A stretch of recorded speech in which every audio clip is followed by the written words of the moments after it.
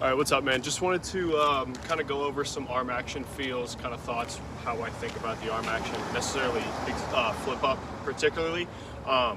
So in handbrake, really, I'm going to be just addressing from handbrake up into the acceleration point. With handbrake, I'm just trying to be relaxed. I'm trying to break my hands loosely. I'm not trying to either break them too fast or get them too far out. I'm not trying to actively swing or get myself up to any positions. I'm just thinking of breaking my hands loose and relaxed in conjunction with my leg coming down here. There's going to be some relations to the lower half that I won't necessarily get into in this video, but as the lower half begins to rotate, so we're coming out of leg lift, my arms are just kind of relaxed going through this motion here.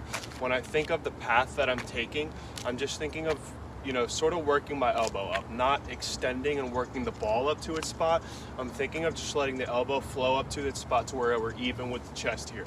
And kind of a line that I think of kind of going up of is like if I'm throwing this way, you can feel yourself work up the back side of the body here. So if I'm throwing towards you, it is sort of hidden by the pitcher to the hitter.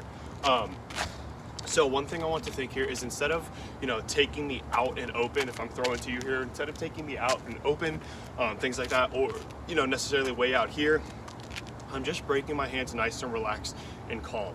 From here, I'm just kind of this helps me keep my front shoulder closed. I'm just kind of working out a little bit here. So if you see from this angle, you can see how it helps me keep my upper body closed, and I can sort of work over my front shoulder here as this begins to, develop my sights towards the plate, and this is going to help me keep my upper body closed.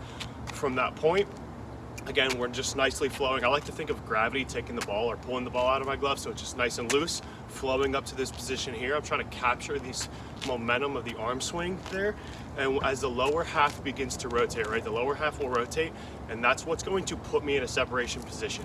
A lot of people try to find separation by reaching back and trying to get it here and like think of hip shoulder separation. That separation is actually going to put us in flip up. When this lower half rotates, it should be somewhere in this fashion.